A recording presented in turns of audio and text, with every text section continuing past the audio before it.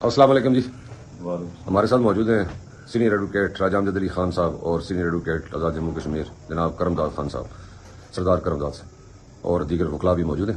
سر یہ جو دو اوپر نیچے جو انہوں نے قانون بنا دیے ہیں، پہلے بنایا فریڈم آف سپیچ کے اگینسٹ، اب جو ہے انہوں نے آرڈیننس جاری کر دیا ہے کہ آپ رائٹ آف ایسوسیشن جو ہے اور جو آپ کا پیسفل پروٹیسٹ ہے اس کے اگینسٹ جو انہوں نے آرڈیننس جاری کر دیا ہے، اس پہ آپ کا موقف وکلاء کا جو ہے ہم میں لینا چاہ رہا تھا کہ کیا موقف ہے آپ کا؟ اچھا، گرڈی صاحب بھی موجود ہیں یہاں. گرڈی صاحب کا بڑا ایکسپیرینس ہے یہ آزاد کشمیر میں فنڈامنٹل رائٹس کی پروٹیکشن کے لیے، یہ ہمیشہ سے یہ کوشش کرتے رہے. ابھی یہ جو آرڈیننس ہے یہ تو اسپیسیفکلی صرف عوامی ایکشن کمیٹی کے خلاف بنائے گئے، اور جو انوار الحق سچا صاحب جو ہیں پرائم منسٹر، وہ اسٹارٹ وتھ اس بات سے کہ ان کے ساتھ دو چار لوگ بھی نہیں ہیں. اب کرتے کرتے یہ اس بات پہ آ گئی کہ اسپیشل ان کو لیجسلیشن کرنی پڑ رہی ہے. تو یہ جو ہے ایک بلیک لا ہے اور یہ کسی صورت میں یہ ایکسیپٹیبل نہیں ہے. میں تو یہ سمجھتا ہوں کہ یہ لوگوں کو، آزاد کشمیر کے نوجوانوں کو پیسفل پروٹیسٹ کے بجائے وائلنس کی طرف دھکیلنے کی کوشش ہے. جب آپ لوگوں کے پاس پیسفل پروٹیسٹ کا رائٹ نہیں جانے دیں گے تو اس کا ڈیفینیٹلی اس کا مطلب یہی ہے کہ لوگ وائلنس کی طرف جائیں گے، اور یہ شاید ان کا مقصد بھی یہی ہے، کیونکہ یہ بالکل پبلک میں، عوام میں ان کی اب 2 ٹکے کی بھی ویلیو نہیں رہی کسی کی.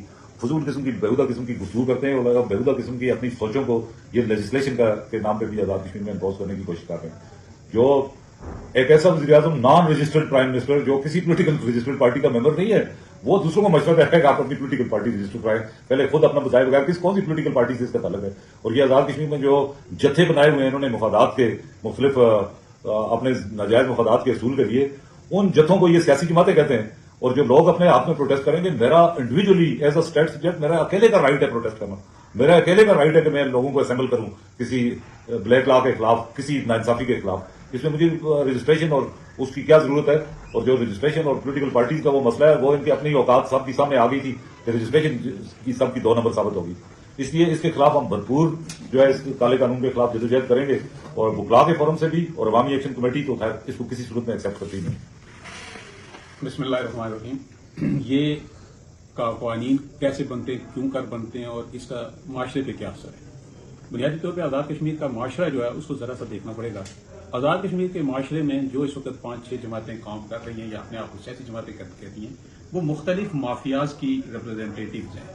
کوئی ایک بھی سیاسی جماعت نہیں ہے جو عوامی مفاد میں کام کرے، اور ان کا پاکستانی بیوروکریسی کے ساتھ ایک اکٹ ہے جس پہ آزاد کشمیر کے لوگوں کے وسائل کو وہ بیچ رہے ہیں. ہمیں باقی باتوں سے تو کوئی غرض نہیں، لیکن آزاد کشمیر کے لوگوں کے وسائل کو بیچنا، آزاد کشمیر کے لوگوں کو پلنڈر کرنا، آزاد کشمیر کے لوگوں کو ڈیپریڈیٹ کا لفظ استعمال کروں گا. پاکستان بیوروکریسی، آزاد کشمیر کی یہ 4 جماعتیں جو ہیں یہ مل کے جو کر رہی ہیں، ان کا تحفظ ہماری ذمہ داری تھی. اور اسی نقطۂ نظر سے وکلاء نے آزاد کشمیر میں سول سوسائٹی کی تنظیموں کے ساتھ مل کر پہلے تو بلدیاتی انتخابات کروائے، اس کے ساتھ ساتھ ہم نے پانی، بجلی اور آٹے کی مہم چلائی. اور اس مہم کے دوران یہ پتہ چلا کہ یہ تمام 53 لوگ جو ایم ایل ایز ہیں یہاں بیٹھے ہوئے ہیں، یہ عوام دشمن ہیں اور عوام نے ان کو جان لیا. اب ان کے ہاتھ میں ایک ہی آخری ہتھیار تھا لیجسلیشن. تو لیجسلیشن وہ ہوتی ہے، برتر کا حکم وہ مانا جاتا ہے، قانون کا یہ منشا ہے اور جورسپروڈنس کا یہ منشا ہے جو آئین کے مطابق ہو. یہ غیر آئینی ہے، اور غیر آئینی طریقہ کار کو، غیر آئینی آرڈیننسز کو، غیر آئینی لیجسلیشن کو ہمارا پہلا مرحلہ تو یہ ہے کہ ہم عدالتوں میں آئیں گے، عدالتوں سے اس کی تشریح اور توضیح کروائیں گے. ہاں، ہمارے ہاں جو صورتحال ہے، اگر ہمیں ضرورت پڑی تو اگر یہ نہ ہوا تو پھر عوامی قوت کے ساتھ، جس طریقے سے بجلی اور آٹے کے معاملے میں ہم نے کیا ہے، عوامی قوت کے ساتھ آزاد کشمیر پہ حکمران طبقات جو اصل حکمران ہیں ان کے ساتھ مل کے ہم اس کا پیا پنچا کریں گے.